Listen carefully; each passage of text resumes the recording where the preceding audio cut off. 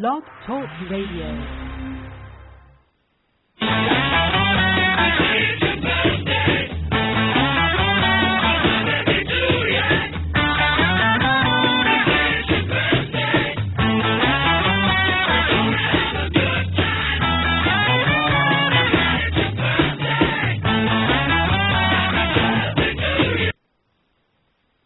Hello. Sorry that ended so abruptly. That's the only thing that I could find. But welcome this evening. This is Dorian Wallace and my lovely sister, Rena. Hello, and happy birthday to my sister. Thank you. You old battle axe. You're going to be my age pretty soon. Oh, wait a second. That means I'll be older. Okay. Right. Yeah, don't go making yourself older. I mean, hey, I'm finally 21. I'm old enough to drink. Yeah, a couple, like a decade over plus. I'm old enough to drink Give twice. away your secrets. You're screwed. Just know it. You're screwed. You're screwed tonight. That's it. You're in trouble. No, everybody saw on my Facebook page. I think it was like last week or the beginning of the week. I went to buy a bottle of wine, and this kid like carded me. I was like, can I adopt you? It's like, I'm 39. I'm pretty sure I can buy a bottle of wine. I'm good. I don't know. Are you sure? I'm not sure. Maybe I need to check you. Yeah. It's like, go ahead, honey. You go ahead and check me. Your shout out, woman. Do your shout out. I got to give my shout out to my cousin Jessica. If you're listening, gonna send you a knuckle sandwich and a bag of chips. Love you, sweetie. We love you, Jess. So, do you feel any different now that you're a whole 39? I think the boobs are saggier. That's about it. Oh, please. Otherwise, I'm good. Honey, I started off with my boobs at my knees. Please, I need to pick them up before I have dinner. You don't even want to know. So, time for Rena's rant of the week. Yes. Are you ready? Yes. What show did your insane sister watch this week? I'm afraid to ask. Go ahead, ask me anyway. Okay, what show did you watch this week? Bridezilla. Oh, Jesus Christ. Oh, my God, I've actually seen that one. Okay. See, there's an audience for insanity. I have to tell you, Bridezilla, for some reason, now I've been married more than once. Anyway, if I ever acted like that, I would expect somebody to hit me in the head. These were some of the brattiest, self-empowered, completely self-entitled women I had ever seen in my life. It was so pathetic. I wished I could reach through the screen and smack these women all together all at the same time. How these men went ahead with these weddings to these insane bitches, and I'm sorry, but that's what they were. These guys deserve the Medal of Honor. I'm telling you, I would have killed somebody. These women are hateful, stupid, self-important, abusive. Oh, yeah. Abusive to your mother. I would never call my mom the B word. Do you know what my mother would do if I ever referred to her as the B word? Now, I have to tell you, I'm 50, almost 51. My mother is 72. And even as old as she is, that woman packs a wallop. If she ever cracked me across the face, you'd feel it across the country. You understand me? Yeah. I'd be like, man, my sister's mama just got mad. Thank you. I'm telling you what, this woman would put the smack down on me. Woo, yeah, honey. But anyway. Oh, my goodness. Getting off of Bridezilla's, oh, my God, it was good for a giggle, and then I was just aggravated and angry. But for some reason, you guys know me, I was compelled. I was compelled to watch the insanity and I let it go just for the show. I went ahead and watched it, but thank goodness now next week I can watch something else to report back on. So anyway. Oh, God, I can't wait. I know you can. I know, because I always come up with a really bad show. But I know. Listen, it's America. There is a dearth, an incredible vast amount of crap reality TV. I will never run out of a topic because they keep throwing things at us. It's amazing. But anyway, enough about that. I want to talk about, for a moment, about our fabulous guest this evening. We have scored a coup. Yes, we have. In honor of my beloved sister's birthday, the incomparable, rather prolific writer, all-around amazing good guy, Dr. Raymond Buckland, is going to be on the show shortly. I cannot tell you how excited we are. Well, you know what? I'm so excited, I am actually going to watch my language tonight, if you can believe it. Me too. It happens. Ladies. Well, let's not push it. I'm willing to. We will be late for him. I'm willing to tone it down. I may let something accidentally loose. If Dr. Buckland is listening, I apologize in advance, sir. I have nothing but the utmost respect. I have had the same copy of the complete book of witchcraft since 1987. I have treasured it. I have loved it. I have slept with it under our pillows. Yes, I love this book so much. And this is just like one of the, amazing 20, 70, 60, how many books? 100 million? How many? I mean, a lot of books. 60. He's written 60 books. He's written, and I was not privy to this information until recently, that he writes novels, too. I'm like, where have I been? Under a rock. Forgive me. Under a rock.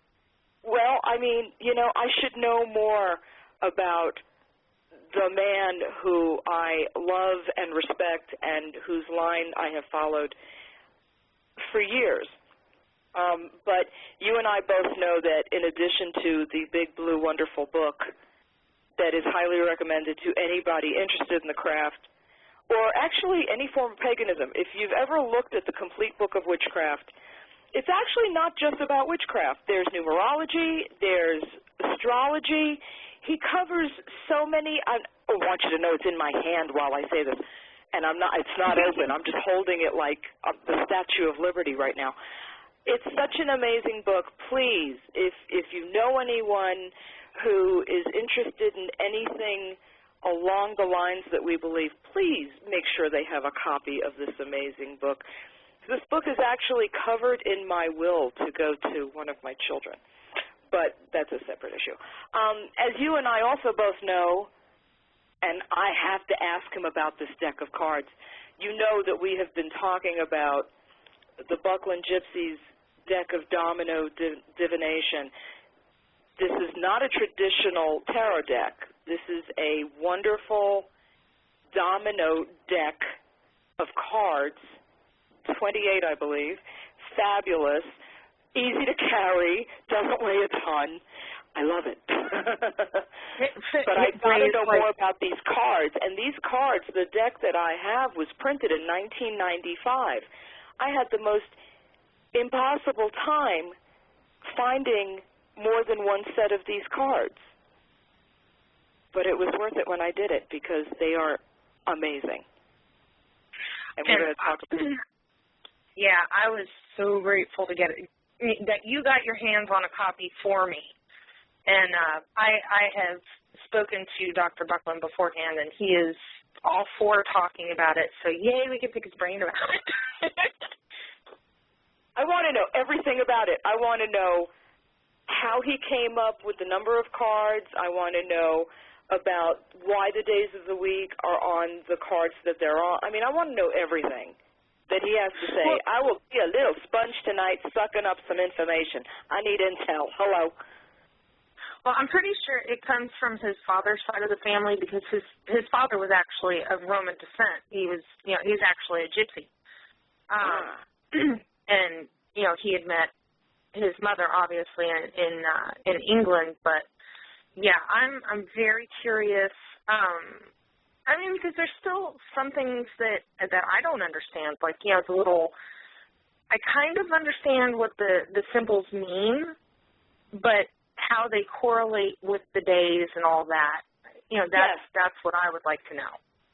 How often do we get to talk to somebody who created something we adore so much and actually get the information from the person? I'm so excited. I can't even begin to tell you. I don't think I've stopped smiling at all today. And that's not smiling at all. I'm going to keep smiling for the next week and a half. I know. I know. And that's due in part to all the amazing people that I know on Facebook. I woke up to, I believe it was like 150 messages, and they're still coming in as we speak, and I'm just like flabbergasted. I'm beside myself, and I'm honored, and thank you guys very much. I love you guys, and thank you for making me feel so special on my birthday. Well, we know you're special, honey. We know that all the time. Yeah, I know. Funny. So I have to say, in light of current events, this whole Paul Ryan pick that Romney did, yeah, that's a non-starter. That's a non-starter. If there's a woman in your life, or if you are the woman in your life, protect your body. Do not go with this team. There are actually Republican Wiccans and pagans. I'm addressing those people. If you love a woman, protect her right to choose. Protect her right to health care. Please, I'm begging you. Consider the fact that someone you love may need to make a very difficult choice.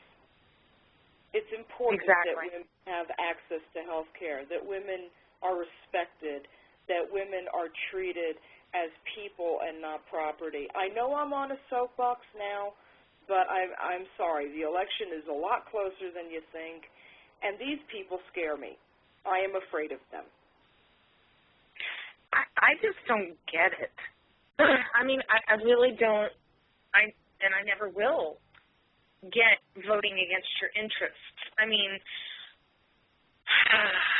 don't know.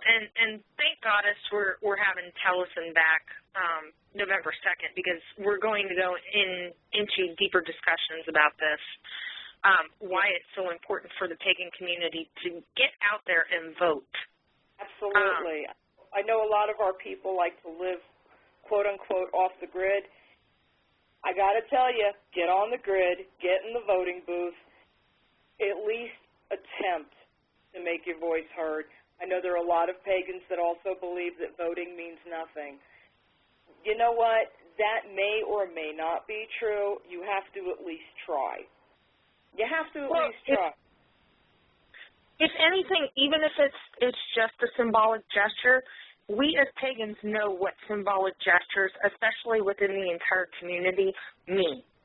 They build up energy. We feel like we've contributed. We feel like we've done something, and that puts that mojo out there. That puts that good vibe and that good energy, to getting the person you want, to getting the right person.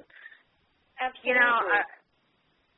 It's just, I understand it's been a hard uphill battle the past 3.5 years, but you have to understand what the president started with. And I understand, Fox News throws this out, MSNBC throws this stuff out.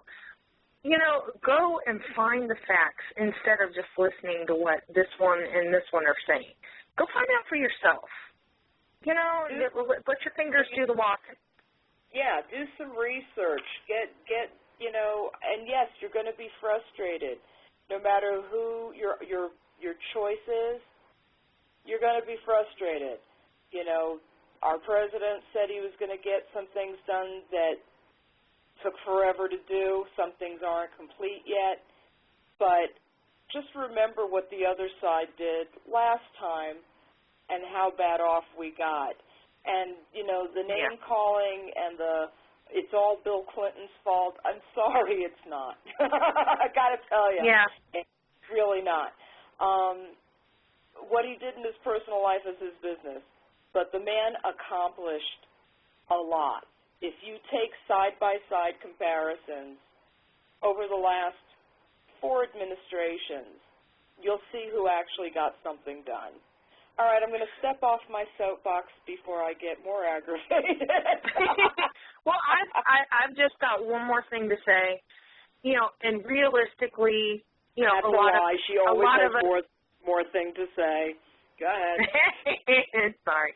Realistically, a lot of us know, basically, you know, Dick Cheney has a new heart. We don't need him back in office because he's been the puppet master behind a lot of this stuff, and it's just been getting worse and worse. I'm not a conspiracy theorist. I just don't want Dick Cheney's grubby little hands in anything anymore. Can we just not do this? You know, can we just not? You know, and never mind. I digress, because, no, we'll save this for November 2nd. We'll save this for when Taliesin is with us, because Taliesin, of course, has a lot to say on the subject. We love him. Oh, yeah. You guys loved him.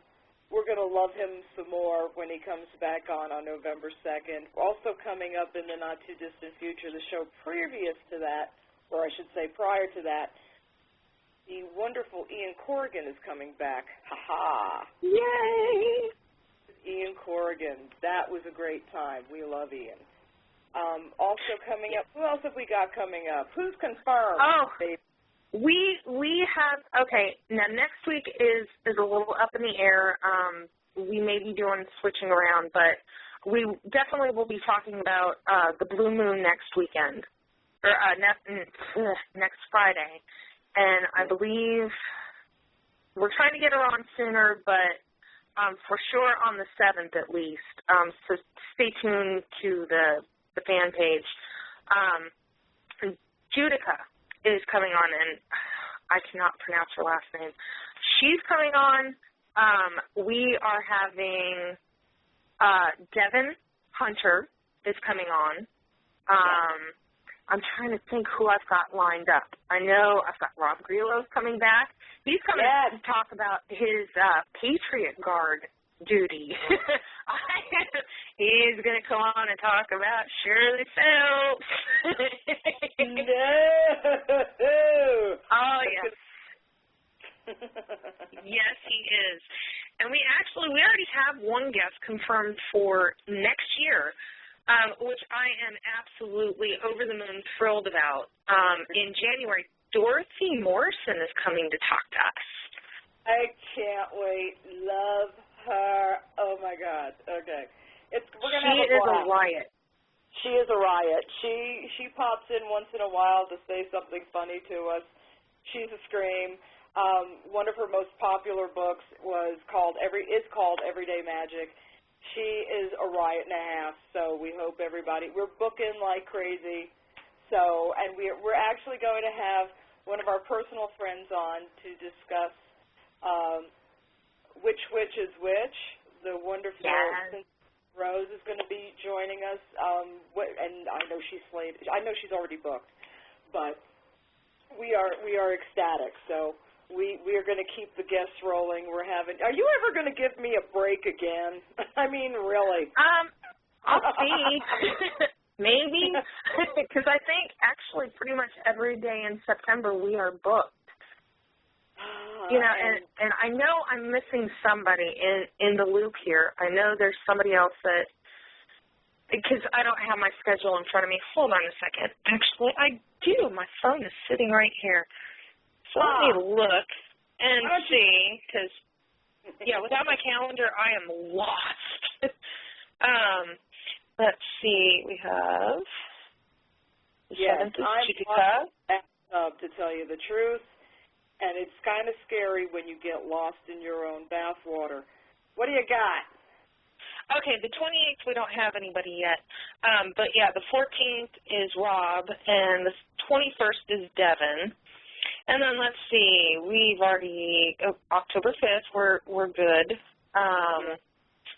See, and then Cynthia's coming on the 19th, and then Ian is coming on the 26th.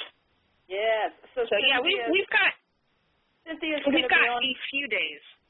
Okay, well, Cynthia's going to be on for my birthday show. My birthday is October 20th, so she's coming on the 19th, and Cynthia and I have been friends for, almost 30 years. It's not quite 30 years. We've been friends for a long time. So if we can talk her into taking a couple of calls, we may ask her to do that. I'm just saying. I think that would be awesome. She has a lot of inside scoop and has studied multiple traditions, actually, so that's going to be exciting. So, I'm sorry, I'm a little giddy tonight. Probably because it's Friday, probably because I haven't eaten, so that's probably a good thing.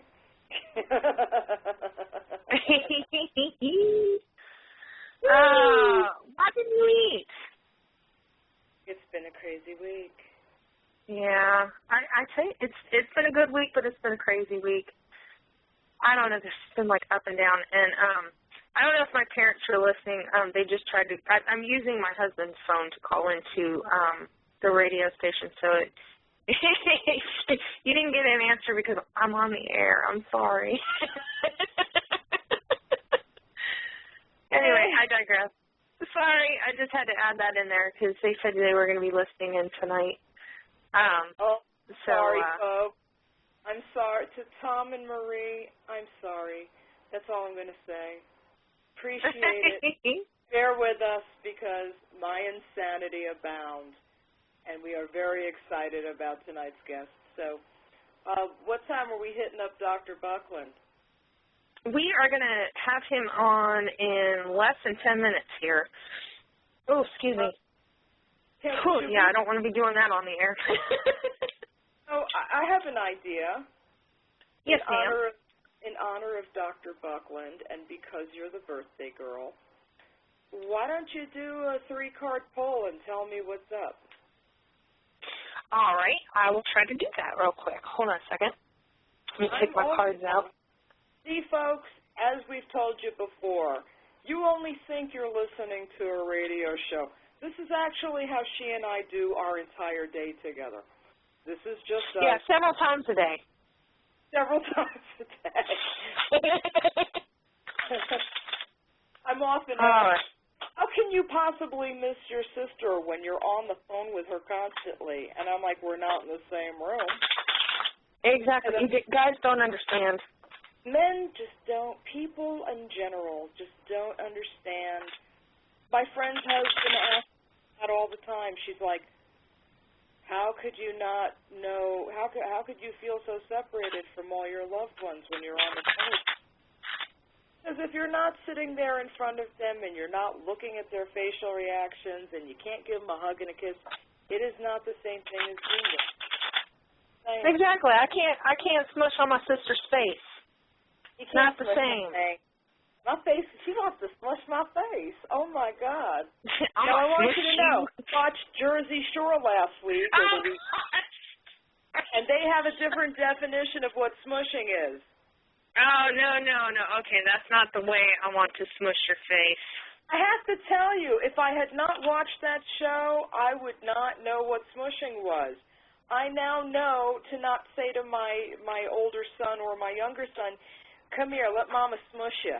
Oh, my good. Could you imagine? Who knew? I didn't know. I am so out of the, I'm old. I'm not in the loop. Just saying. Okay, I have pulled 3 cards. So what I've got first is a promotion. This is somebody has had a promotion. Cannot speak tonight. But it wasn't quite what they, huh? I said, yeah, you better fix that before our guest arrives. Yeah, that's it. Somebody has received a promotion, and it has not been quite what it seemed to be, what they were hoping for. And they are miserable in this position. I feel like this is actually a male energy. So this is somebody in the audience. You know, it's kind of like you go after what you want, but in your gut you knew that that wasn't the right thing. It will lead to something else. The second card says a letter brings bad news. Just take that in stride. It's not terrible news. It's just disappointing. But you can't let disappointment hold you back. The third card says help those less fortunate. That may be your calling. Maybe something in the medical field or something dealing. I'm being pulled toward medical field or something medical, maybe like a hospice or physical therapy. I feel this is a bigger gentleman, so the physical therapy might be a better aspect. And I think you would be a lot happier. Yeah, I know that money is needed, but you will have enough for what you need to live in comfort if you transfer to this field. And you will happen upon it. Take that opportunity when it knocks. Just do yourself a favor, leap on it. Okay? Hey, it's an opportunity. That's right. Gotcha. I hear you knocking, but no, never mind. I'm not going to start singing. I'm sorry. You know, there's a warrant out for you singing. You cannot do that on air. You bad thing. I don't know why I can't help it. Now I'm choking on my water. Excuse me. Goddess said no. Goddess said no. Goddess was like, Goddess was like, shut up. Oh. What? Oh, interesting. Yeah, so, you know, somebody, I guess it touched base with them. In the chat room, what I was talking about. Speaking of which, as soon as Dr. Buckland comes on, I am most likely not going to be talking to the chat room, so I love you all, but don't be trying to chat in my ear. And I'm not sure if he's willing to take calls, so we'll play it by ear. But I am going to go ahead and dial him in, if you don't mind. Yeah, I mind. Okay, deep breath. Get the doctor in. I need the doctor in the house. Please, please bring the doctor in the house. Hold on, just 1 second. All right, I'm holding. We're all holding. Hold in. Yeah, and by the way, next week, next Friday, is Dr. Buckland's birthday. Hello, you're live. Yes. Hello. Hi, Dr. Buckland. Yes, indeed. Hi, this is Dorian. And this is Raina. How are you, Dr. Buckland? Good, thanks. And you? Good. We're doing good. We want to say thank you so much for coming on. It is an absolute honor, especially on my sister's birthday. We are very happy to have you. Oh, happy birthday. Oh, thank you. Okay, my life is made. Dr. Raymond Buckland just said happy birthday to me. I know, and happy birthday to you next week. Yes, just a week away, yep. Yeah. So Dr. Buckland, what's going on in your world? Tell us everything. Oh, all sorts of things. Just busy as usual, writing like crazy. What are you working on now? I'm working on some Victorian mystery novels. Oh, yes. Yep. I was unaware of these novels until recently. I apologize for not knowing about them. Uh-huh. But I'm definitely going to buy them. Good. Yeah, I really enjoy writing fiction more than nonfiction. Really? How long have you been writing nonfiction? Well, let's see. Fiction, I think my first novel was published in the 1980s, I think. Might have been late 80s, I'm not sure. It was the one called The Committee, and then it was followed by a second one in the series called Cardinal Sin. And both of those have recently been reprinted, as a matter of fact. Oh, wonderful. Yep. So I'm quite pleased about that. Recently, I guess my first Victorian mystery, Golden Illuminati, came out, and that I'm very, very pleased with, and that's doing very well. That's amazing. I feel like such a moron for not knowing about them sooner. And actually, anybody who doesn't have them, I'm going to be getting them soon. But I've posted the link. It's called the Golden Illuminati. Right. Yes. And Chronicles of Purnell. Right. What yes, is that? I'm intrigued. Okay, that's my fantasy novel. It was inspired, of course, by Lord of the Rings. So actually, I started it. I started writing it some years ago, probably about 20 years ago, and I planned it all, plotted it. I wrote probably half of it, or more than half of it, and then other things came up, and it got pushed onto the back burner, and I had to get on with other non-fiction books that were being looked for, that publishers were asking for.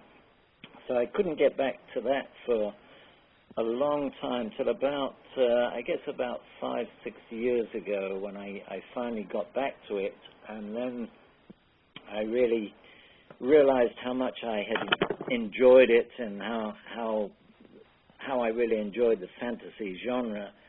And so I really dug into that and finished it, and then that was published, I think, about 3 years ago, something like that. I have another couple of books in that series planned, but again, it's a question of getting to them. I always have so many irons in the fire, unfortunately, or fortunately, as the case may be. Absolutely. You're still in high demand, Dr. Buckland. Well, that's nice.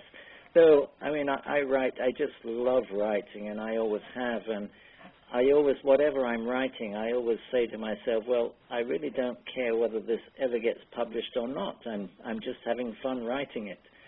And I think that's the best attitude to have. Absolutely. That's honestly the best way to write a book.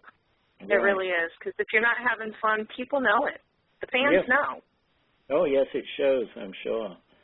Yeah. Well, I have to take a second, Dr. Buckland, and become a total fangirl and tell you I have had a copy of the complete book of witchcraft since 1987. It is in not quite pristine condition anymore. It has been used lovingly, and I adore it. Great. That was the year after it came out. It came out in 1986. That's right. I got the second publishing. Yeah, I love, and highly recommend this book to anyone new into paganism or the craft. It's just got so much amazing information on so many levels. It's been one of the absolute guides of my life. So I just wanted to express my appreciation for this fantastic book. Well, thank you. The 25th anniversary edition just came out last November. Yeah. Oh my goodness. Get another copy. That's good. And that's an extended edition, is it not? No, actually, no. It has a new introduction to it, 25th anniversary introduction. But otherwise, I really haven't added to it because I felt that it wasn't fair to people who had already bought the book and had it I mean, why suddenly bring out a whole lot of new stuff so they had to go out and buy a new book? I mean, it would be great for me so far as royalties are concerned. But I didn't feel it was really nice to do that to them. So it's pretty much as it was. The last, I think a few years back, there was the extended edition brought out, which did have more illustrations in it and different and more photographs in it. But since then, this new 25th anniversary has just got a new introduction in it. Well, I'm going to buy another copy. I've got to get another copy too. I don't care. I'll give it. I don't care. That's fine. I'm good with that. But speaking of things that are in limited edition, as it were, the Domino Divination Deck has pretty much changed my life. Oh yeah, great, good. I don't understand some of it, but I have to tell you, when the first time I saw this deck, a friend gave me a reading from this deck, and I said, "What is that?" And she showed me she actually kept it in the box that it comes in. Yes. And I said, "Oh my goddess, I have to have these cards," which launched me on a search of these cards, and I finally found them, but they are very, very difficult to come by. Yes, they've been out of print for quite a while, unfortunately. I wish I could get them reprinted because I've met a lot of people who enjoyed them, and they just weren't around for long, thanks to the publisher Llewellyn. They just didn't keep them in print for long enough, I thought. Well, I don't know if I have to lodge a campaign or what I have to do. But we will. We will, and we'll do it. We're fairly a variation on it, I don't know if you know of, I recently brought out a book called Buckland's Domino Divination, which is not quite the same as the cards, but it works with actual dominoes, using actual dominoes. And it's quite a large book, well, compared to that. It's, what is it? Let me see. It's 145 pages. And it deals with... Yes, I have a copy of it, actually. Have you? Oh, good. Okay. Interestingly enough, it was a book that was inspirational writing. In other words, basically, I sat down and Spirit spoke through me. Spirit came through me, and I just sort of... It was like just taking dictation. And it just flowed through me, and I just typed it out as it came, and that whole book came to me that way. So it's what we call inspirational writing. Wow, have you done a lot of that? I would assume you have. No, well, I think all writing, you get a certain amount of inspiration, a lot of spirit comes through. But this was really much more so. I don't think I've had any other book quite like this. It was really... Hello? Did we lose him? Uh-oh. I think we lost him. Uh-oh. Well, go on, sis. Retrieve. Okay. Well, it says he's still online. Hold on a second. Let me see if he comes back real quick. No, he dropped. Okay. I'll go ahead and call him back real quick. There we go. Oh, I'm never going to let you. No. You jinxed him. Hello? What happened? Hey, sorry about that. I'm not quite sure what happened. Yeah. It was just all of a sudden it sounded like the phone dropped. No, not Yeah, this. it's the people in the chat room are saying we scared you off. He's right, you, Dr. Buckland. I'm sorry. Now, sorry, go ahead. I was just going to ask Dr. Buckland, the copy I have that says Buckland's Domino Divination, fortune-telling dominoes and the games of dominoes, is right. that the one? That's the one. Yep. It's really a great book. Oh, good. I have not bought any dominoes because I have the domino deck right now. Right. I have to, it's the book is amazing, but the deck is so incredible. And when I got it, I was so excited to have it. And good, yes. And, of course, it's much easier to carry around than carrying around dominoes with you. That's also true. Or even a regular tarot deck, which is much longer. So I was ecstatic. I throw this in my purse, and anytime somebody is ready, I throw them down. I'm good to go. It's wonderful. Good. Yeah, it does seem to work very well. I've used it quite a lot myself. Not recently, but when it first came out, I used it quite a lot, and it really did seem to work well. Yeah, I'm fascinated by its accuracy. It's almost as though no matter what you put down, it hits. I've never had that happen so instantly before with any other deck. It's just a straight shot, and you know, when I first received them, I called my sister and I said, "You're not going to believe what I have in my hands," and we started talking about it. It was like, "You've got to find me a set," and it took like what, sis, 2 or 3 months for me to locate a deck. Oh yeah. Yeah, it was. It took a while, and then the day she got them, she actually posted a picture of them on Facebook. Because she was great. Can you explain the symbols on the cards and how you came to organize the deck the way you did? Well, the symbols, I mean, that's pretty self-explanatory, I guess. You know, the crystal ball, the wheel, the coins especially, I mean, obviously connected with money, the horseshoe connected with luck, the spade or shovel connected with work, spade with jobs, careers, and so on. So that's pretty straightforward. But a lot of the meanings of the dominoes themselves, this is sort of traditional. There have been other books on using dominoes, and I sort of went through a lot of those to see what was the general consensus, where all of them are agreed or not, and then I worked by myself to see what I felt, what came through for me. So I worked with that. I wanted to include some sort of numerology on it, so I worked with the number of dots on the particular dominoes and worked around with those to see how it would tie in with numerology, and it seemed to work very, very well. So it's, I guess, again, to an extent, it was inspirational, and it, as I say, it seems to work, so that's the main thing. Well, thank you for creating them.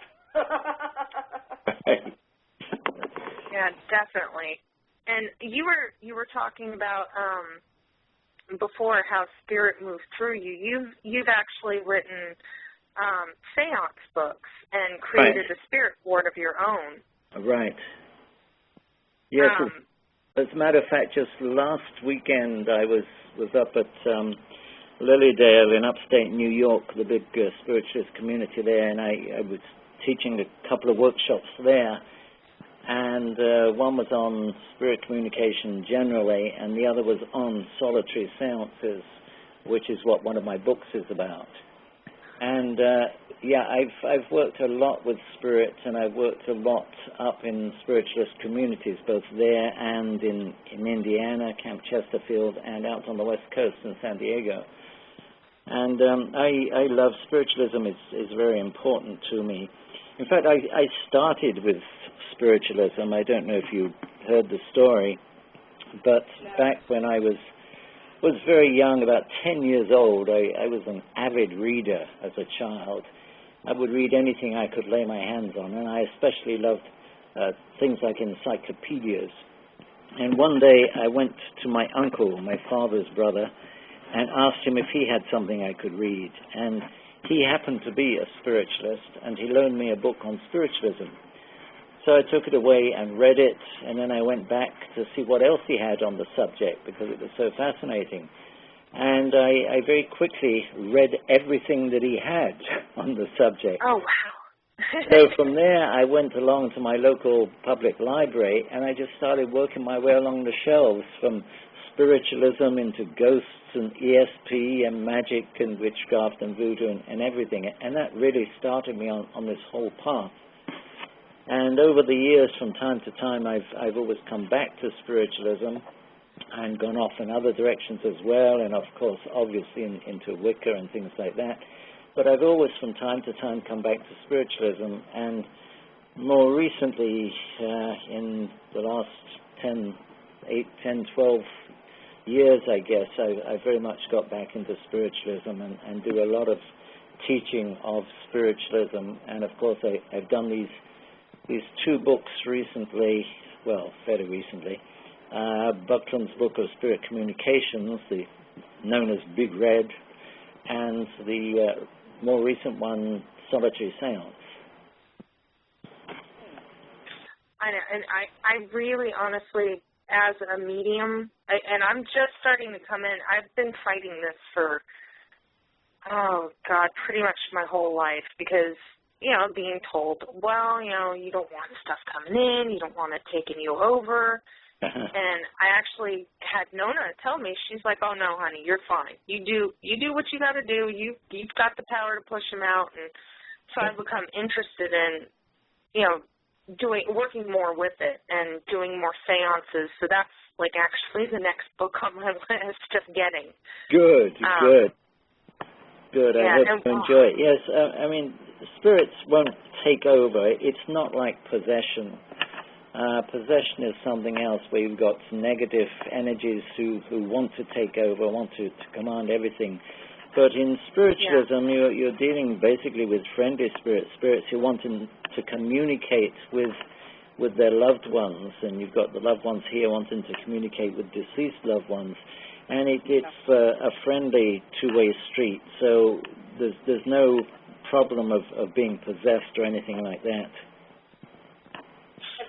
That's very good to know. Have you encountered any negative spirits in your work? No, as a matter of fact, and I was talking about this last weekend to people, there's an old adage, I'm sure you've heard it, like attracts like. If you're the sort of person who walks down the street kicking dogs and cats out of the way and tripping up old ladies, then you're certainly going to attract some very negative entities to you. But if you're, as you and I are, of course, good, loving people who go out and hug trees and are kind to animals and to everyone, then you'll attract good energy. You'll attract loving people. So you really don't have to worry about that. But at the same time, I always say that it's always best to play it safe. I give the example of if you go to, say, a construction site. Okay, you go to look at a construction site and perhaps they're putting up a new building, and it's very unlikely that as you're being shown around that somebody will drop a brick from high up and that it'll come and hit you on the head. But just in case, they give you a hard hat to wear. So this is protection, just in case. Well, it's the same thing with psychic work, with spiritualism or any type of psychic work. It's a good thing to take some sort of precaution just in case.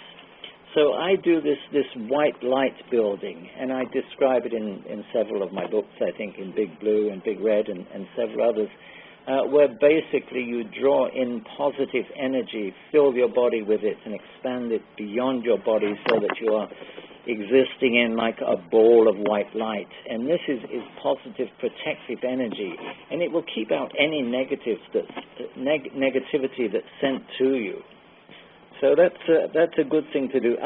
I meditate every morning. Every morning when I first get up, I do about just a 10, 15-minute meditation. But as part of that meditation, I do that white light building, build that protective egg of protection around me. And this way I'm set up for the whole day. So it doesn't matter where I go. If I go to a psychic fair where you're going to meet all sorts of people and all sorts of energy, I'm protected there. If I go into a large office building in, such a place, you often find negative energy. You find psychic vampires, for example, people who would just draw the energy right out of you, not necessarily meaning to, but they just do. So it protects you from anything like that.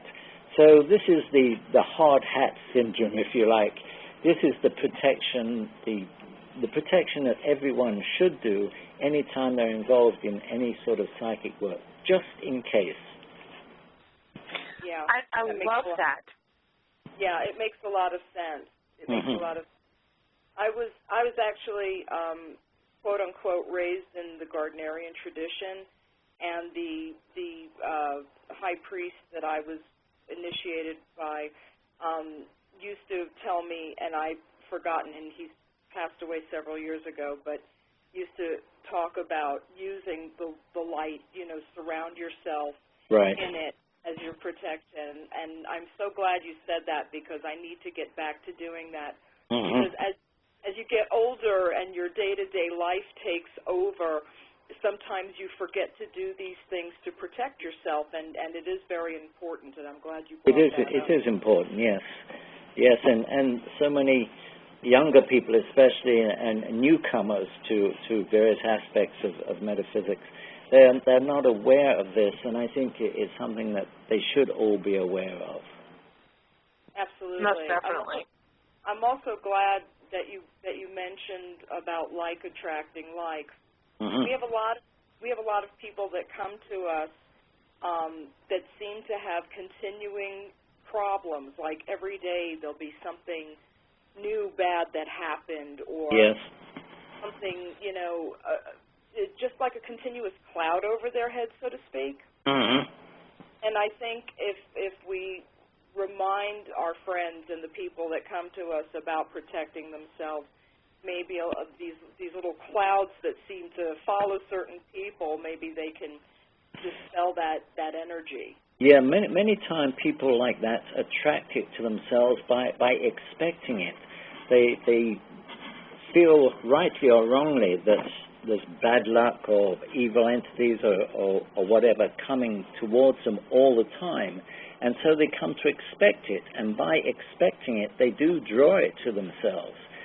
They need to just think positively. Always think positive. Always put the protection around you, but think positive and send out love. Always send out love, and do not think negatively. Do not think that anything is coming at you, because if you think hard enough, then it will come to you, because as we've just said, like attracts like. Absolutely.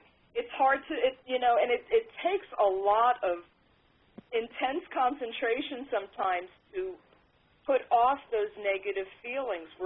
So many of us are raised with negative. Yes, it's just a habit or practice, really. I mean, if you get into the habit of thinking positive, of putting away any negative thoughts, then you very quickly get used to always thinking that way. It's only when you dwell on the negative that you keep going with it. Yeah. My sister and I were having this conversation recently about, trying to control certain aspects of life that sometimes you need to also remember to be still and not try to control everything. Right. Because there are forces at work behind the scenes that we don't see. That's true. That's very true. Yes, indeed. Yes, be it just spirit or be it the gods themselves. Yes, there are forces there. Yes. Please, Dr. Buckland, reinforce what I tell my sister almost every day about, yes, the gods have heard you, my love. Just stay positive. Don't worry. Things are happening behind the scenes that you don't get to see. The gods hear you. They have heard you. It's almost like a mommy, mommy, mommy, mommy, mommy. Yep. They've heard you ask already. Yes, there are two things I emphasize. One is think positive, and the other is send out love. And those two things are really, they're the watchwords of your life. If you think positive and you are sending out love, then you can't go wrong. There you go. There you I go. love that. I told you. Speaking of love and lovely places, I would love to hear you talk about Lilydale. I would love to make a visit up there sometime soon. Yes. And I've heard nothing but good things. I haven't had a chance to watch the documentary yet. Dr. Buckland is in it.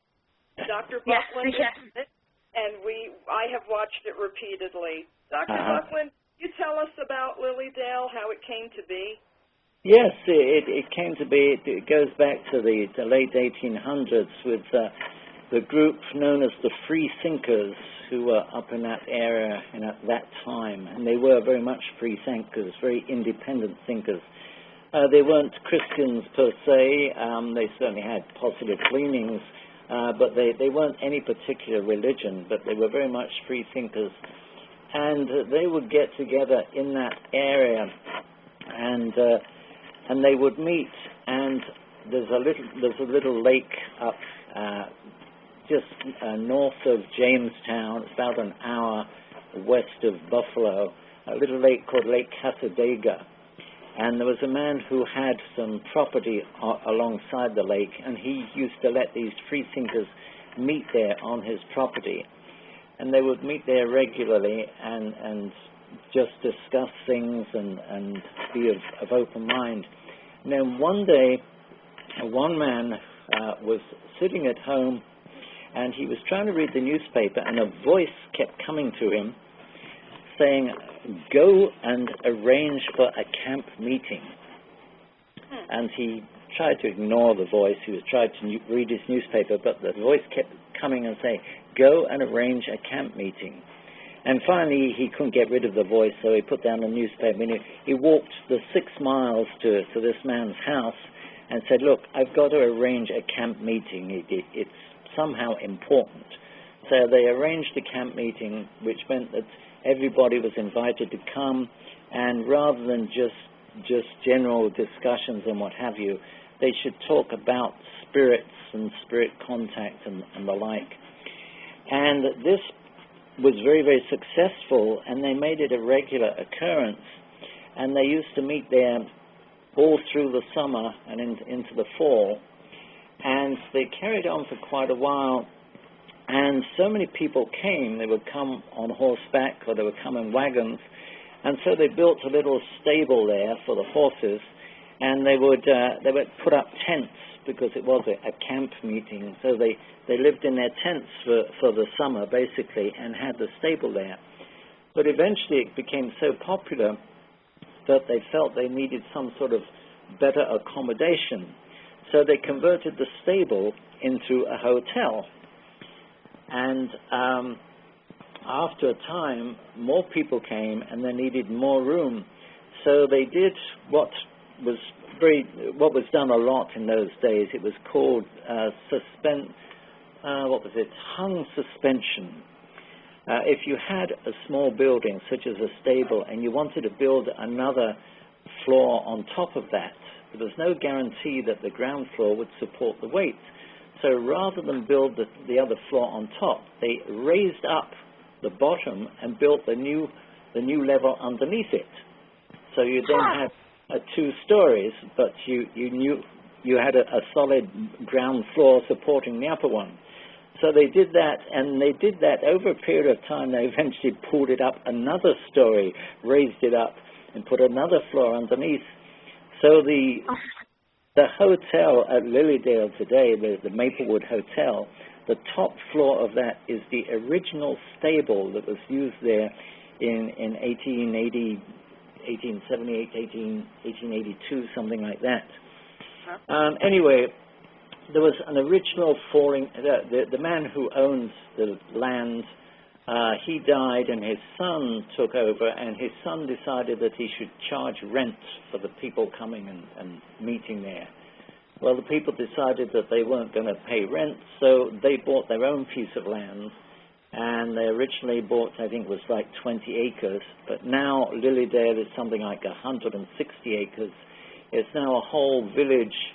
It has its own firehouse, its own post office, it has 2 hotels, it has any number of guest houses, And all these houses were the original houses, old Victorian houses. The one I always stay in, and in fact I have a regular room there, was built in 1880. It's the most beautiful Victorian-looking building you can imagine.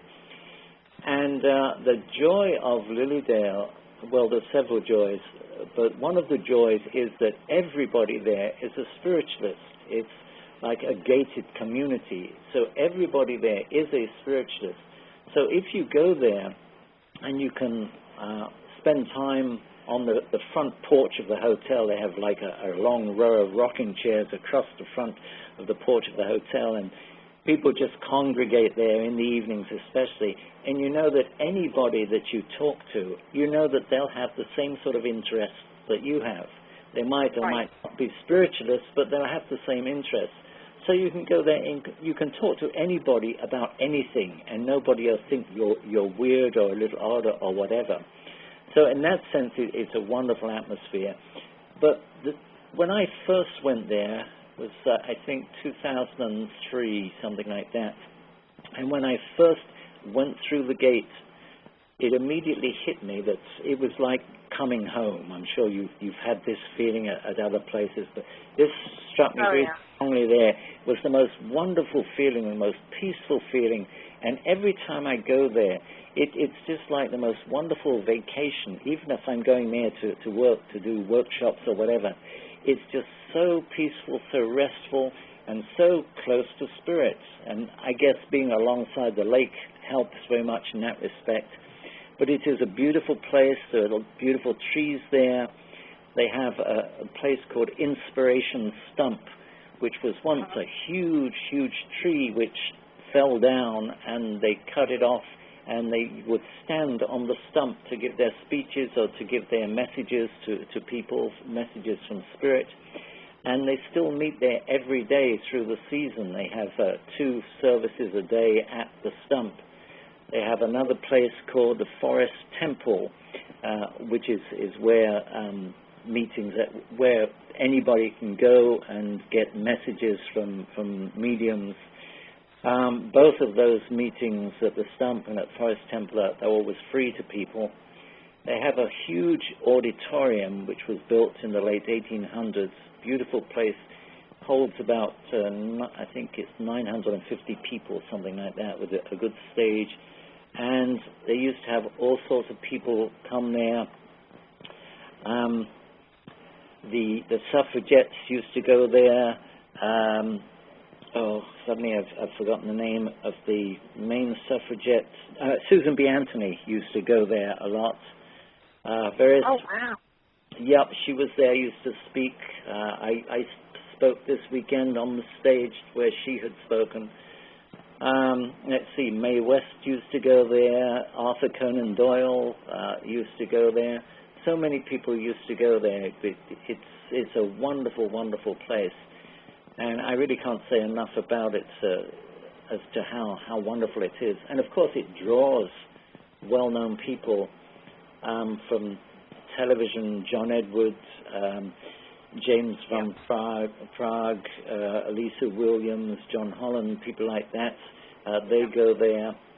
It has a summer season. During the summer, it's open from, say, late June through the very end of August, which is when they have all the workshops that they offer and lectures and entertainment and all sorts of things very organized.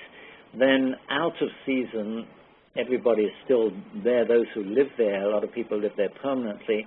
But the organized workshops and things are not run. There are 2 churches that operate there, and they have services all through the year, and they also, at their services, they have platform readings, and they also organize odd workshops. But the full programs are on during the summer. One of the things they have in the summer, which is a lot of fun in July, is they have a Victorian seance. This is held in the auditorium. They have about 20 of the mediums there. I'm usually one of the mediums, and each medium has a table with 6 people, and everybody is dressed in Victorian dress. So it's wonderful. And each medium does a different type of reading. And we also have a musical group who sing Victorian songs, and usually guitarists. And it's just a wonderful evening of Victorian entertainment, including the seance. So this is the sort of thing that goes on there. I think it's about February that the program first comes out. There's a big, thick printed program for the summer, and that comes out in February. There's a website, www.lilydaleassembly.com, and there are details there, and through that you can always get a copy of the program. But it's wonderful. They have registered mediums there, and by registered mediums I mean that they're mediums who have been thoroughly tested. You can't have just anybody set up as a medium and do readings.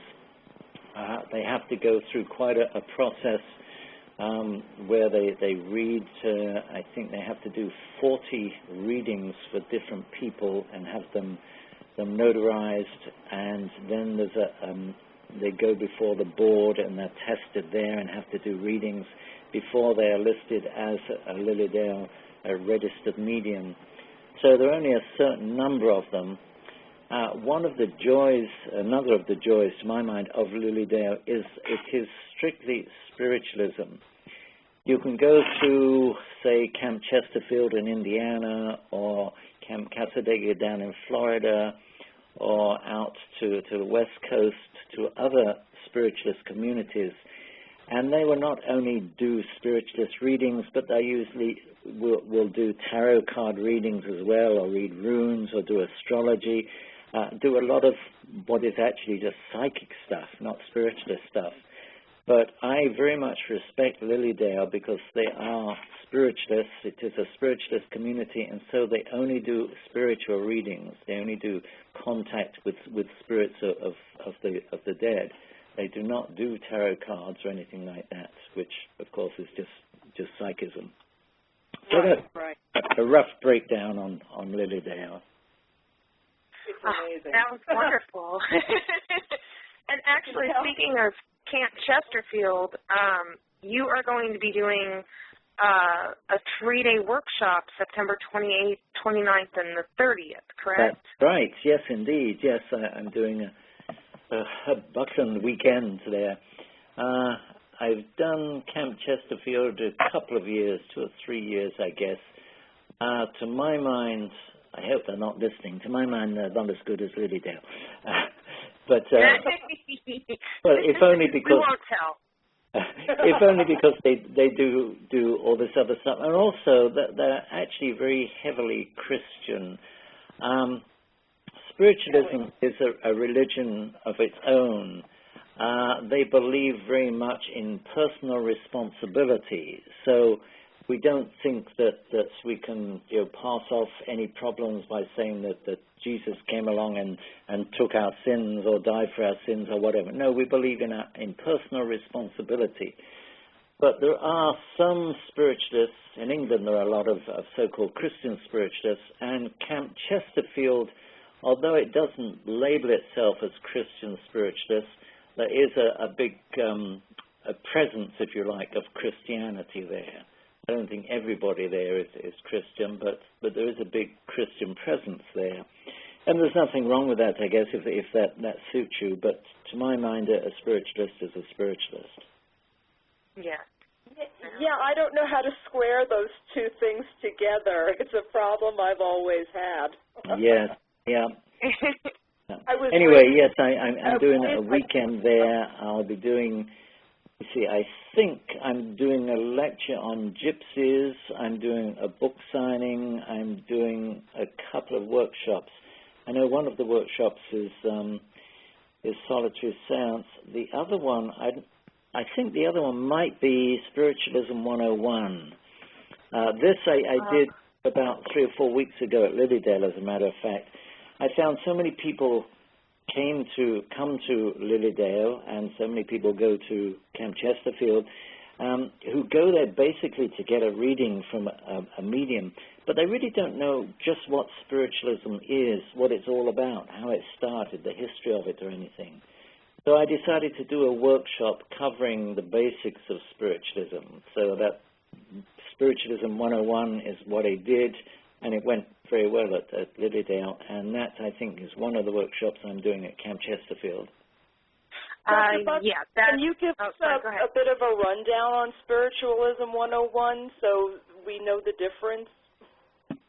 The difference from what? Well, it is, as I say, basically dealing with the history of it, which started modern spiritualism. I mean, we've had contact with spirits all going back to Paleolithic times, Neolithic times, going back 24,000 years. There've been contact with spirits. There've been the Sibyls of ancient Greece and people like that, but they haven't been on a personal level. Modern spiritualism, actually, we can say that modern spiritualism started on Friday, March the 31st, 1848, at about 7 p.m. Now, that's very specific for the start of a movement. But the reason is that that's when the Fox sisters, whom you may have heard of, they first made contact with a spirit who was haunting, if you like, was in possession of the house where they lived in Hydesville, New York. And the spirit kept tapping, kept banging on the doors and windows. And the two girls there, Catherine and Margareta, started talking to the spirit and tapping back and clapping their hands. And it developed into what was, in effect, a conversation between them and the spirit of Charles, who had been murdered in that house and was buried in the basement. But they basically started a conversation with him, and this was the first time that there had been that personal one-on-one between somebody on the earth plane and someone in the spirit world. So that was taken as the birth of modern spiritualism, and it developed from there. So in my workshop, I give all the details of that, how it started, and then how it developed from there, how it went on and gradually grew, spread to England, to Europe, to France, to this country. Started in this country, and how it spread around the world. So that is what Spiritualism 101 is about, looking at that in detail. Oh, wow, that's amazing. Yeah, and that is September 30th from 9 a.m. to 12 noon at Camp Chesterfield. All of I've put up all the links in the chat room and in our blog, so everybody can go back and double check if they don't catch it in the queue. Great. You know more than I do right now. off the top of my head, anyway. We believe in heavy promotion, Dr. Yeah, Buckland. good. I'm all for it. Definitely. Oh my goodness. I know, and I'm curious too. Going back to your the Golden Illuminati, if you could kind of, I mean, did you get the inspiration for that, like, visiting Lilydale? No, not really. I don't know where I got the inspiration. Let me see. Of course, it deals with the old the Golden Dawn, the Hermetic Order of the Golden Dawn, which was very big in the late 1800s. Yeah. So I guess I probably got onto it just from my work in Victorian stuff and Victorian novels. But the Illuminati, of course, has been around since the 1700s. Started in Bavaria, of all places, and it's been all sorts of things have been attributed to the Illuminati as being a new order or being a group wanting to found a new world order. And in order to start a new world order, they had to get rid of the old world order. So they are supposedly responsible for a lot of the assassinations that took place over the years of various leaders and various rulers of throughout Europe and even in this country. The assassination of McKinley is supposed to be attributed to the Illuminati. But I came up with an idea of using some of the people who were involved in the Golden Dawn, like MacGregor Matters, who was such a pompous ass, wanted to do so many things, and of course Aleister Crowley was in there, and Arthur Edward Waite, he was a member. So I came up with the idea that MacGregor Matters had the chance of becoming a member of the Illuminati, but he was being tested out, and they had a plot to assassinate Queen Victoria, and they needed money to carry out this plot, so they got MacGregor Matters to get together this money. And this was a sort of a trial for him to see whether he could come through with it. So he worked on that, and so it's from those two, the Illuminati and the Golden Dawn, that I came up with the title Golden Illuminati. I realized that there was some sort of a connection anyway. The Golden Dawn is the illuminating, the start, the beginning, the illuminating of the day, and Golden Illuminati is the illuminating and the illuminating of intelligence also. So I found various parallels, and I was able to work the two together. And I was able to develop several of the characters who actually existed in the Golden Dawn. As I say, Aleister Crowley, of course, had to be in there, though he was quite a young man at that time. It's set in 1899 in London, and it involves a search for, well, it's been described as like the finest Dan Brown novel set in the age of Queen Victoria. So it's a typical sort of Dan Brown type of thing where people go rushing off in all directions and all sorts of adventures happen, and they have to solve various clues and ciphers and things and translations in order to get to where they want to go. And they're actually trying to, it brings in alchemy, and they're trying to get the secret of alchemy of turning base metal into gold, so that he can use the gold to give to the Illuminati to get the money. And there's a little twist that happens with that as it happens. But anyway, that's basically the story. I have them chasing the good guys and the bad guys, of course, and I have them chasing all over Europe. And it was kind of fun because I had to find out how to travel around Europe in 1899, and I managed to locate a map of the railway as it existed in Europe across France and Germany in 1899. I had to find out all things like hotels and prices for hotels and the cost of a hansom cab and things like that. So it was a lot of fun doing the research. I always enjoyed doing research for novels. So it's a lot of fun, I think. I put in some little fun things to see if anybody will pick up on them. One which I'll tell you right now.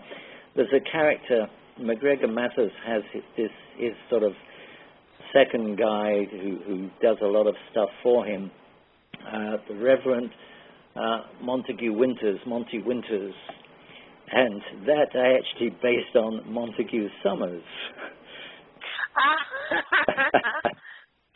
And Montague Summers, of course, was actually a defrocked priest. He always presented himself as being a priest, but he wasn't actually.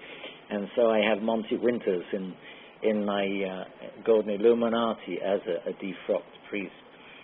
But all sorts of little fun things I put in. But it's been very well received, and I really enjoyed writing it. It sounds like a wonderful book. Yeah, I've put the link up, but yeah, I mean, there's so many books that you've written that I was not really fully aware of that now I have to buy, and you're gonna make me poor. Well, that, for instance, is available on Kindle and Nook and what have you. So you can get the cheaper version, $9.99 or whatever it is. And a lot of my books actually are now available on e-books of various types. Well, that's actually, I think I have. Let me double check. If I don't have it, I will put it up shortly. If you want to talk, sis, while I'm looking for that. Oh, okay. Dr. Buckland, I'm curious about solitary seance. Yes. And how that comes about. I've always thought that you had to have a group of people to conduct a seance. Right. Okay. Good question. Seance, the word seance just means sitting, of course, a sitting. And it is usually a sitting with a medium. So you could have a seance with just one person and a medium, just two people. And this, of course, is what you get at Lilydale and Chesterfield and what have you. When people go they say that they're going for a reading, but what they mean is they're going for a sitting. A reading would be with a psychic who reads cards or reads hands or reads runes or whatever. But with a medium, then it is a sitting, so it's a seance, even though it's just the two of you. Well, at Lilydale, a couple of years ago, I think it was, I was doing, I sometimes do the sermons for the churches there, and I was doing the sermon for the last Sunday of the season there. And afterwards, I heard people running around saying, oh, we've got to get a reading, this is the last day of the season, and if we don't get a reading now, then we've got to wait till the spring when the next season starts. And I thought to myself, no, you don't. You haven't got to wait. You can do it yourself. Anybody can do it yourself. We all have the ability within us to make contact with spirit. And just as you can sit at home and meditate and spirit can come through, then you're by yourself and you're making contact with spirit. If you use a Ouija board, you can do it by yourself, so you are basically having a seance by yourself. And I thought there's so many different ways of making contact with spirit that you can do by yourself. And I thought, well, there's obviously a book here. People need to know how they can go about it. Yeah. So I put together about, I don't know what's in the book, probably about 15 or 20 different ways that you can make contact with spirit just working by yourself. You can have a friend with you if you like, have a couple of you, but certainly all of it can be done just by the individual, hence the solitary seance. So it's quite possible.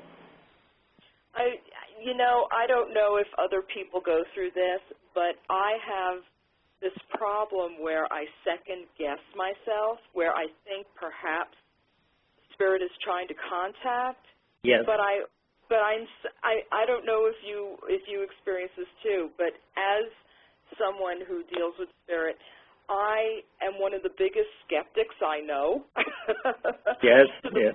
To the point where I even question myself, and sure. I'm still trying to find a way to discern between something that's popped into my mind that I'm thinking right. and actual contact from spirit.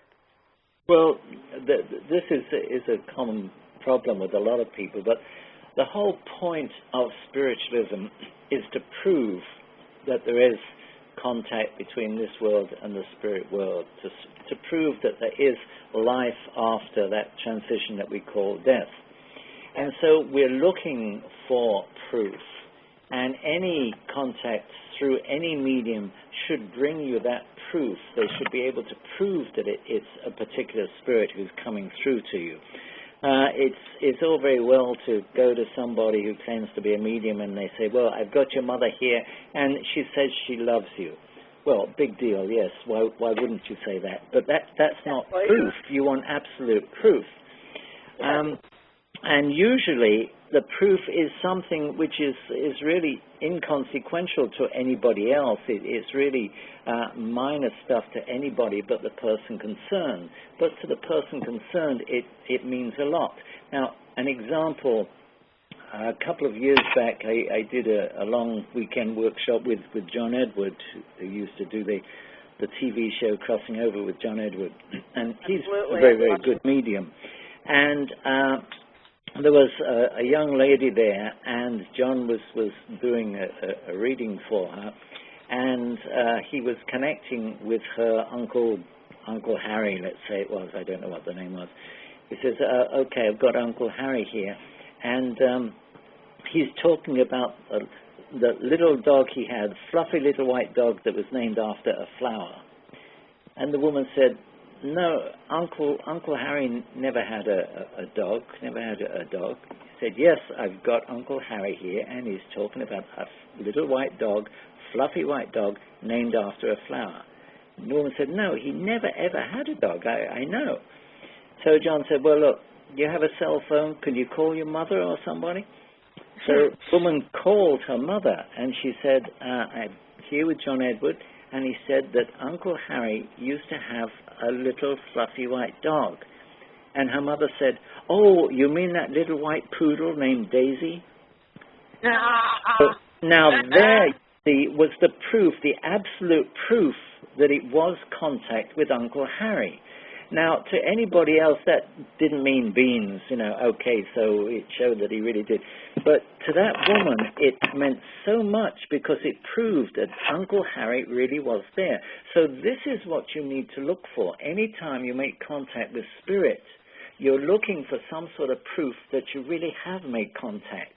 And if you get something like that, something which you didn't know and which you can check and you can find was absolutely correct, then you know you really have, and it's not just your imagination. You're not just making it up. There's the proof there that it really is spirit there. Yeah. Yeah. I just know that we question ourselves a lot because... And so we should, yes.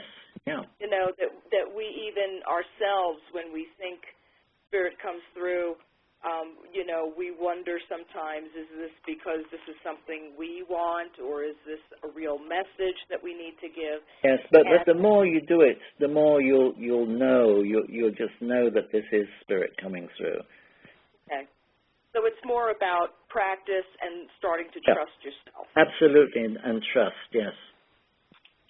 That's often very difficult for our kind. It is, but as I say, if initially you look for that proof, then you'll gain the confidence, and you'll be able to go on and not then have to worry so much about the proof because you just know that yes, this is spirit coming through. Okay, well, I feel better about that now. Thank you. Good.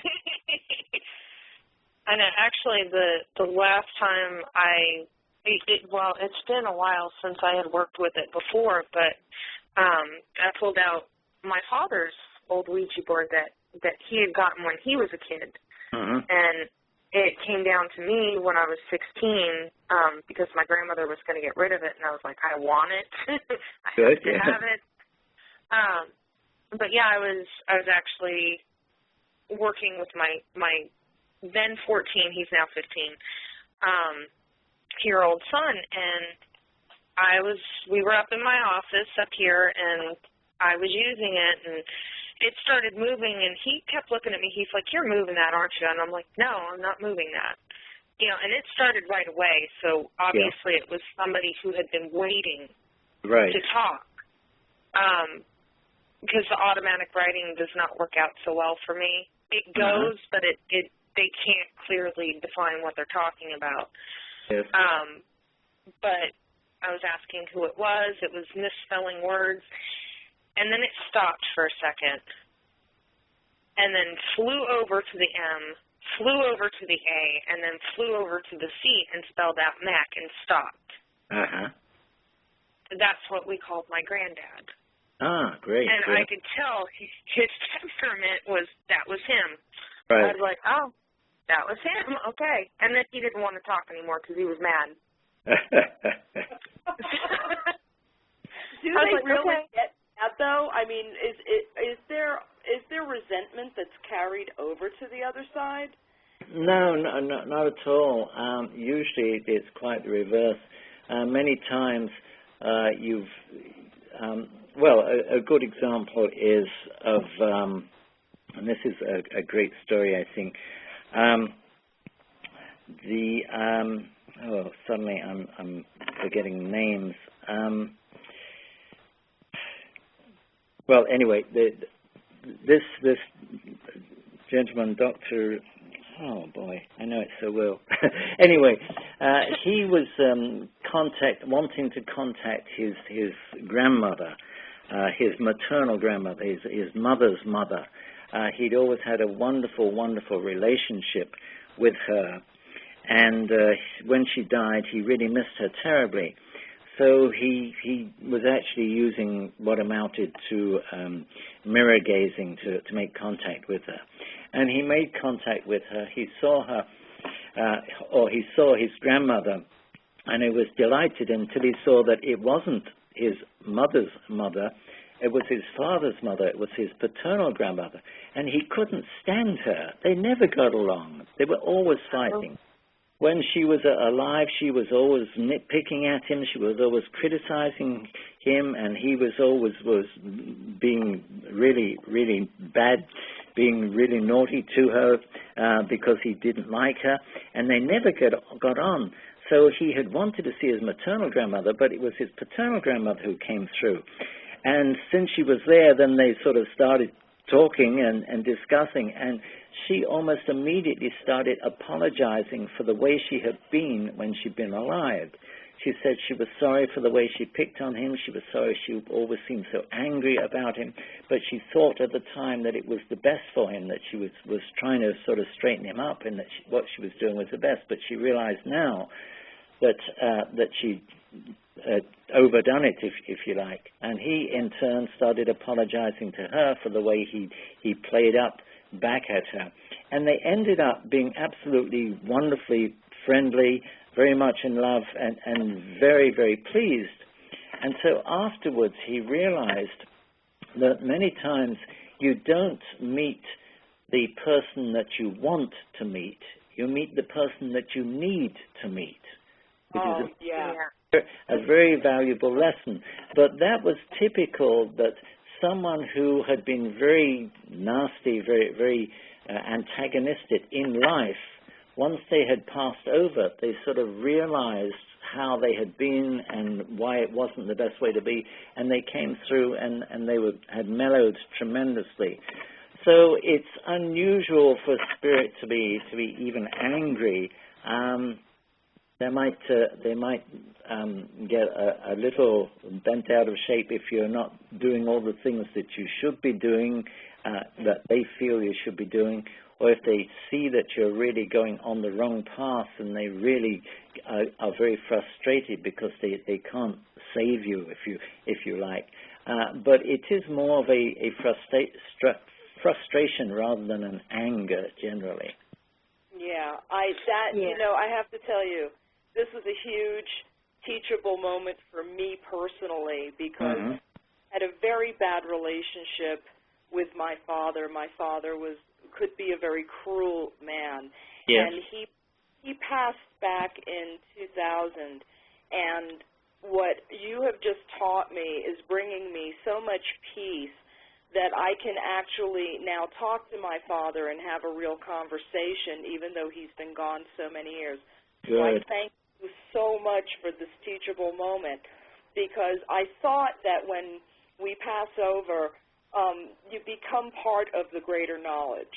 Right. And you see everything in its entirety and in full clarity. Right. And that makes me feel closer to someone that I could not even speak to. My father was very Christian. Yes. Very, very, very difficult person. Even cruel to some aspects. But this makes forgiveness on both sides so much easier. So I hope everyone that has someone who passed that you didn't get along with, that you can now get that peace that Dr. Buckland has just taught me about. I hope you're all able to get that also. And I cannot tell you how much I appreciate what you've just said. That means the world to me.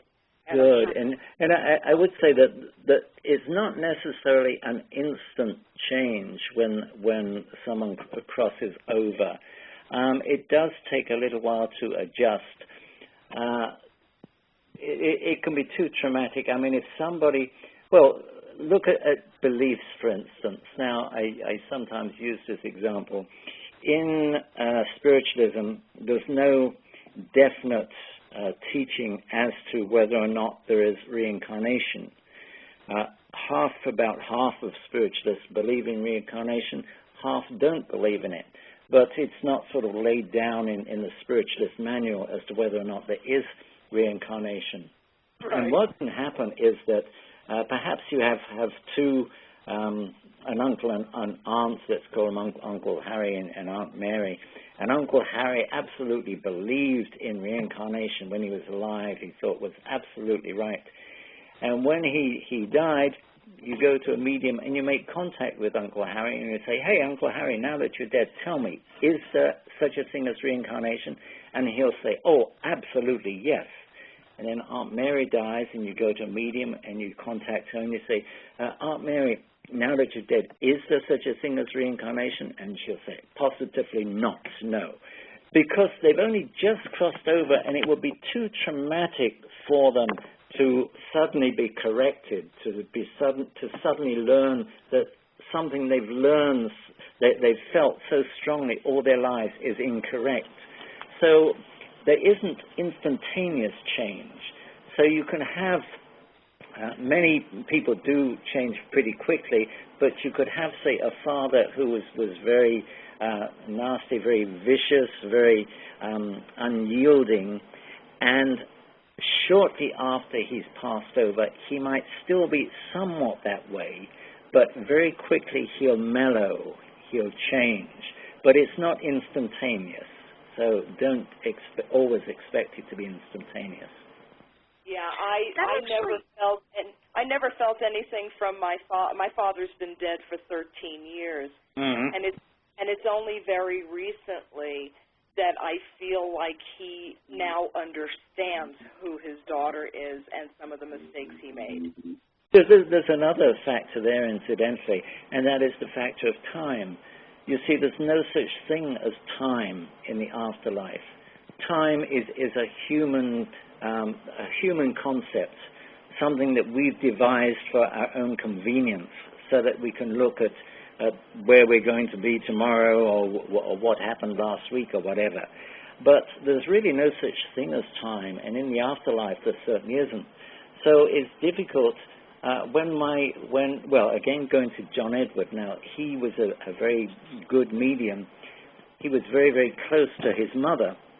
Yeah. But when his mother died, it was 3 years before he managed to make contact with her.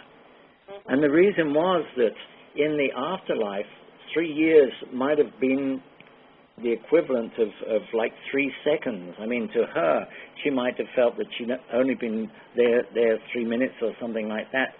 But in our time, it was 3 years that had gone by.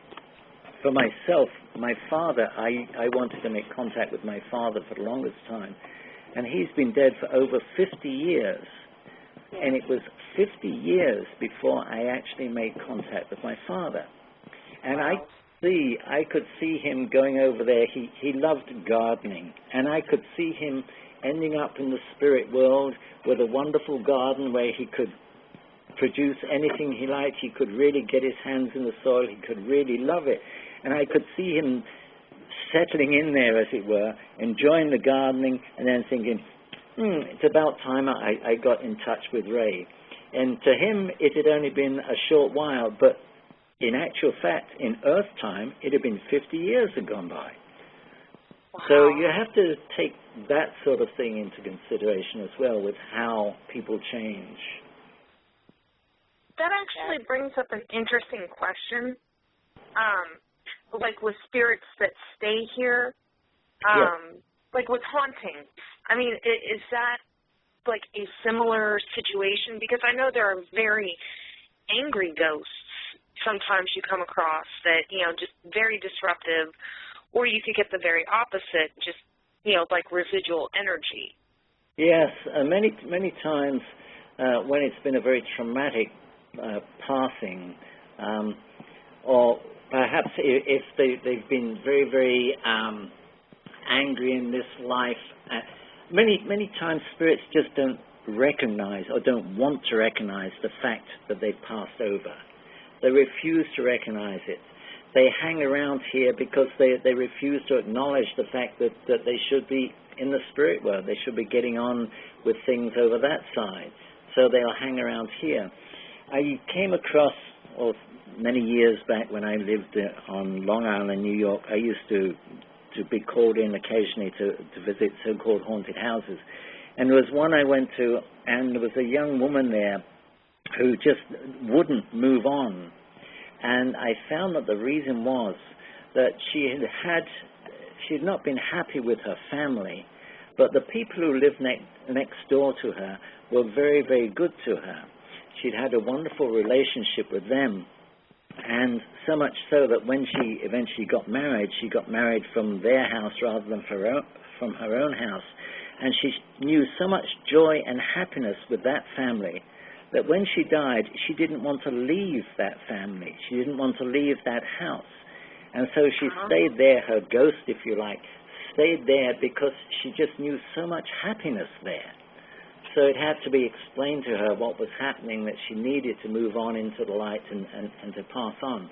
But that was sort of one aspect of it. By the same token, it can be the opposite, a tremendous, traumatic experience that draws you or that keeps you or keeps the spirit to the house so they don't want to move on. They just don't want to leave where this terrible thing happened. So there are many reasons for ghosts, if you like, for spirits to be kept in a particular place. So it's okay for us to explain to them that they can move on. Yes, I think it's a good thing to. I don't think we should do anything to try to push them on. I don't think we should go do like the Catholic exorcism. There's no need to exorcise a ghost. No, just explain to a ghost. Let them know what's happening, what has taken place, that they need to move on. And they will. When they realize what's happening, they will move on. So you don't have to be forceful and you don't have to be angry. Right. You just calm, you explain it to them, then they'll understand because you're actually acknowledging their existence. Exactly, yes. And again, showing love, showing feeling, understanding, but definitely sending out love to them. I'm so glad you said that because there are a lot of folks that say, you have to be a certain way, and some people have described that it's necessary to use anger, and I'm glad you're saying that using everything through love is definitely the way to go. I just love that you said that. You show anger, and you'll just make them angry, more angry. It won't help them, and what you want to do is to help them. That's the main thing. Is there anything else we can do to help them along? Well, prayers are always good. Any sort of prayers, but prayers and love. This is the main thing. Explaining, even if you don't know whether or not you're actually in contact with them. If it's a house where it's supposed to be haunted, where it's known that it's haunted, even if you don't feel the spirit there, assume that it is there, that it can see you, that it can hear you, and just explain to them what is happening.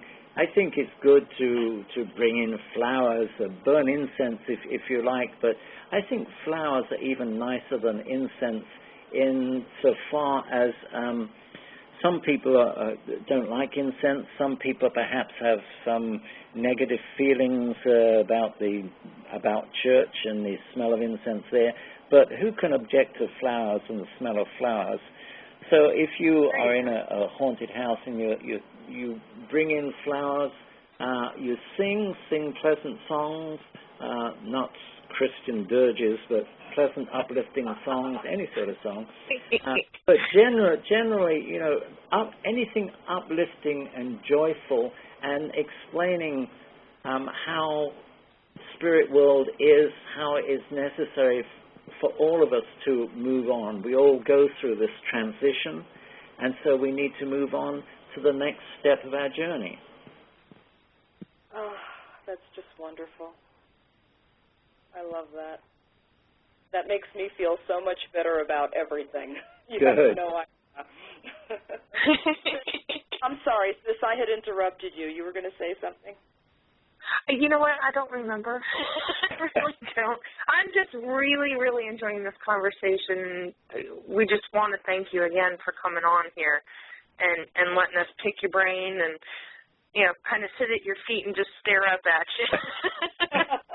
It's my pleasure. I just suddenly, for no apparent reason, remembered a wonderful line of Woody Allen's. He said, "I'm not afraid to die. I just don't want to be there when it happens." Dang it. I love that. one of my favorite lines, and I use the Lilydale quite a bit.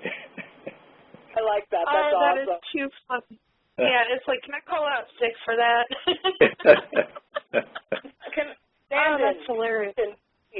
I just, you know, it's I worry about the transition, I think, because it's fear of the unknown. I have a lot of people in my life who are terrified of dying because of the unknown about it, and I know that through spirit we have some glimpses about what we can look forward to on the other side, but still that, you know, when you're in this human form and this is what we have to deal with on a daily basis, you get lost in the here and now as opposed to considering what wonderful things might be on the other side. A lot of people have more of a fear of getting there.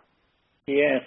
Of course, fear and being afraid of dying is from ignorance, from not knowing what's there. It's because we don't know what's there that some people are afraid of going there. But from all that we know, and we know so much, I mean, mediums have been bringing us information for so many years, for centuries actually now, and we know that the other side is very much like this side, but without the worries, without the problems. We know that people who are sick will be well when they're there. We know that those who have difficulty walking will be able to run and jump and skip and dance when they're there. We know that anybody who's suffered tremendously here will have no suffering over there. And we know this from so many spirits coming through and describing a life there, describing what it's like, describing their life there. And basically then it's just like life here, but without any worries or problems. So the more people can realize this and can read and investigate and discover this, then the less they're going to be afraid of it. Yeah, I agree. Because sometimes, you know, I'm over 50, and at this point in my life, you know, the road ahead, and my friends have heard me say this a million times, the road ahead is now a lot shorter than the road behind. Mm-hmm. So sometimes, you know, now that I've hit 50, I think about that more often. So it's wonderful that you've reminded me that I don't have to be afraid. That's right. And it's all a question of attitude. You know, I'm next week I'll be 78 years old, so I tell my wife that, gee, I'm middle-aged. There you go. So, you know, it's a question of attitude. Absolutely. I appreciate that. Thank you so much for saying that. I've been telling people all day, yeah, I'm finally old enough to drink now. Yes. You know, yes. and of course. Sometimes my wife, she's, 21 years younger than I am, and we might be talking, I don't know, about the future, and she might say something like, well, when you're gone, and I always stop and I say, but wait a minute, I'm not going. And that's the way I feel. Actually, my mother lived to be 101, and I intend to be at least that, but probably a lot more. So awesome. I'll back that up. I know, actually, and I'm not sure if I had mentioned this to you. I know I've mentioned it to Raina, and I am going to start on a campaign for your knighthood, because you still are a British citizen, correct? Mm-hmm. Right. Well, yeah. I'm starting a campaign for your knighthood. Well, that would be I wonderful. always want to call you sir. Well, a lot of people do at Lilydale. Actually, a lot of them refer to me as Lord Buckland. but if we get a knighthood, that would be just wonderful. Yes, but I'm not worried. Well, we're going to make this happen. Well, very good. I very much appreciate it. But so long as people keep publishing me and keep reading me, I'll be happy. There you go. You have literally lifelong fans, and you have been an inspiration to millions of people, and I cannot tell you how ecstatic we both are that you came on the show. This has been such an experience for us, and just before your birthday and on my sister's birthday, I cannot tell you how happy I am. Well, great. I've really enjoyed being here, I tell you. Well, thank you so rattle much. You, did we, Dr. Buckland? I'm sorry? We didn't rattle you too much, did we? Oh, no. It takes a lot to rattle me. I would imagine so we could have actually done the show the way we usually do. We're pretty foul-mouthed, but we're like, you know what? We're going to be on our best behavior tonight. Out of respect. Respectful. But anyway. Oh, my goodness. Well, you know what? Our time, unfortunately, is coming to a close. And again, Dr. Buckland, it has been such an honor. We hope that you will consider coming back and spending some more time with us in the future. It's quite possible. As I say, I've really enjoyed this. And it's been good, and it certainly is a fun show. Well, thank you so much. I know, and I'm going to post our links again so you can go check out all the wonderful books by Dr. Buckland here. And absolutely, go click on all the links, because I've got so much information in there. I've got the links to your upcoming workshops at Camp Chesterfield. We just missed your Lilydale by one weekend. But it also has the link into HBO, No One Dies in Lilydale, a short clip of you talking to a few ladies in Lilydale. So plenty of information. Please, guys, go peruse that. And, yes, you will be getting a link for the campaign for your knighthood from me soon. Very good. But thank you so much. Thank you again. I'm going to say good night, sis. I know, and thank you so much. It's been a pleasure. Thank and we you. will see you guys next week. Good night, and happy birthday to you. Thank you so much, and happy birthday to you. Thank you. Goodbye now. Good night, Dr. Buck. Well, I could listen to him talk for hours. Seriously, I think I have learned more in the last hour and a half, or 2 hours rather, than any of the books I've ever read by anybody else. Dr. Buckland is a treasure, not only to his home country of England, us too. We just adore him, and I hope you guys took away something of value. I know I did. That has to be, this is one of the highlights of my life, and sis, I have to thank you, because you made this happen, and Dr. Buckland made this happen. So happy birthday to my beautiful sister. Thank you. I am beside myself with happy right now, I got to tell you. I know. We are going to go have to bask in the happy. But we will let you go. And I actually, during the show, I did hear back from Judica, and she will be on next week, and we will be talking about the blue moon.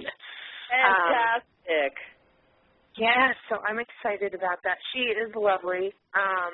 Again, go check out all our links. I'm tripping over my words here. I'm just so verklempt. Thank you guys all for